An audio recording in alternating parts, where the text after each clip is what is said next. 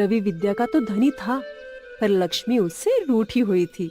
रवि अपनी दादी के साथ रहता था। जब रवि केवल 3 साल का था, तभी रवि के माँ बाप का एक्सीडेंट हो गया था और रवि इस दुनिया में अपने दादी के साथ अकेला रह गया। रवि का पूरी दुनिया में एक ही सहारा था और वो थी उसकी दादी। उसकी दादी का भी पूरी दुनिया में एक ही सहारा था और वो था रवि।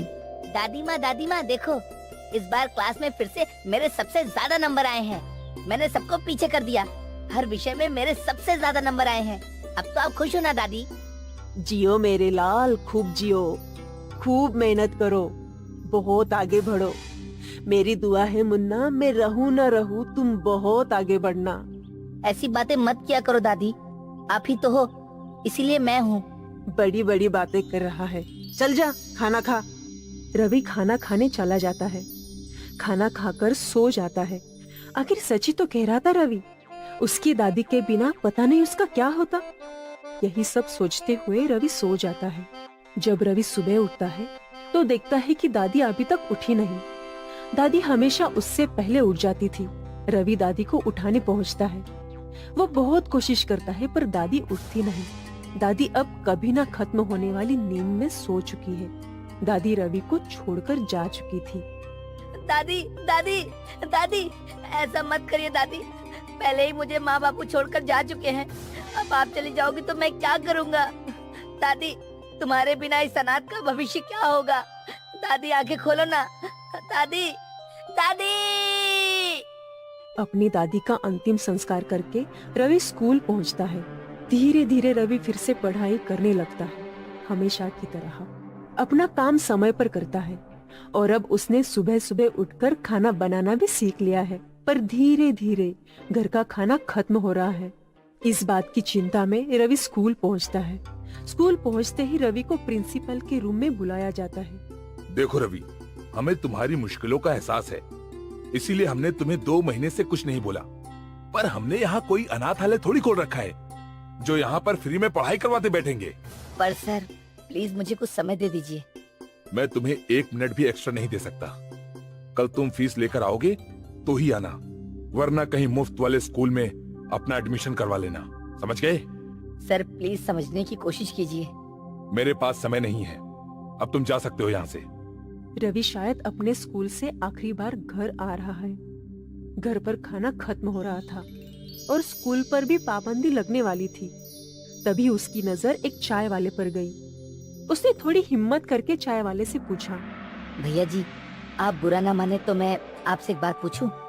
हाँ हाँ पूछो मुन्ना, क्या पूछना है? कुछ ही दिनों पहले मेरी दादी खत्म हो गई और मैं अनाथ हो गया। नहीं, आप चिंता मत कीजिए, मैं आपसे पैसे नहीं मांगूंगा। तो फिर क्या मांगने वाले हो मुन्ना?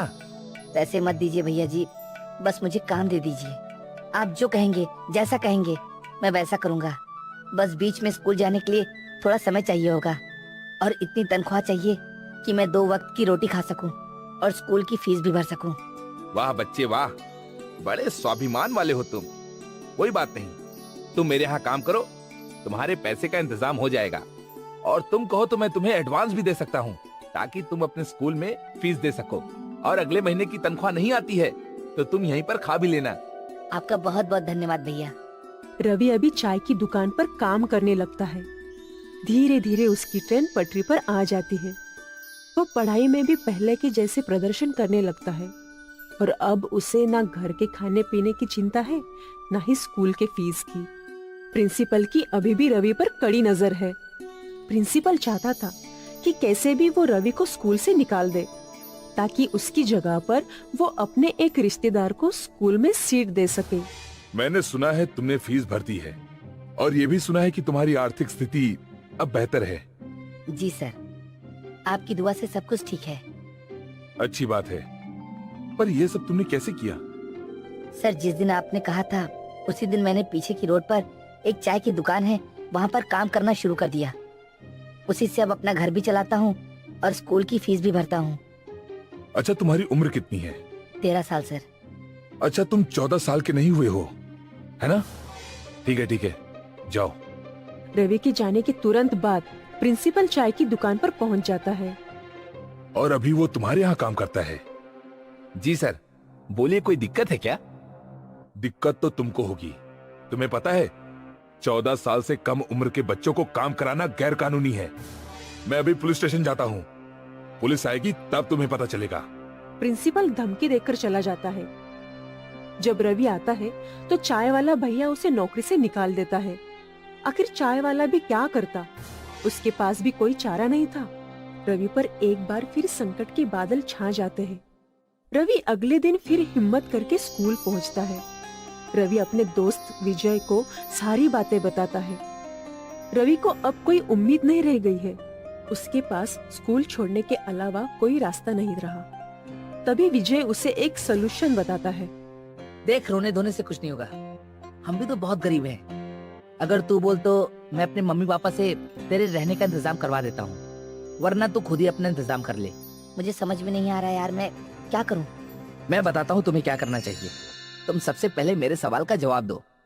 तुम पढ़ाई में अच्छे हो या नहीं? तुम तो जानते हो मैं कितने सालों से लगातार फर्स्ट आ रहा हूँ। अच्छा ये बताओ, हमको कौन पढ़ाता है? हमको क्लास में तो कुछ समझ में नहीं आता। ऐसा कौन सा आदमी है जो हमारी मदद करता है? मैं ही करता हूँ, और कौन करता है? अरे तो भैया, तुम पढ़ाओ हमको, और हम अपने साथ कुछ और लड़कों को ले आएंगे। तुम उनको भी पढ़ा देना। तुम्हें ट्यूशन फीस से इतने पैसे मिल जाएंगे कि तुम्हारा काम भी चल जाएगा और दूसरे बच्चों का भला भी हो जाएगा। कहो, मेरी बात कैसी लगी तुम्हें? तुम्हारी बात मुझे सही लगी। तुम्हारा बहुत एहसान रहेगा। एहसान की छोड़ो यार, बस तुम मुझे इस साल पास करवा देना। रवि अपने घर पर स्कूल के बाद अपनी ही क्लास और उसकी क्लास के नीचे के बच्चों को पढ़ाने लगता है। ऐसा करने से न सिर्फ रवि की आर्थिक समस्या दूर हो जाती है, बल्कि रवि का अपना एक व्यवसाय चालू हो जाता है, जो उसकी तब तक मदद करेगा जब तक उसे पढ़ाई करनी है। कहते हैं ना, अनाथ के ऊपर भी कोई है जो उसकी चिंता करता है। कहते हैं ना, जो अनाथ होता है उसका नाथ ऊपर वाला होता है, पर नीचे वाले को भी हिम्मत करनी होती है। रवि ने हिम्मत और मेहनत नहीं छोड़ी और अपनी परेशानियों से छुटकारा पाया।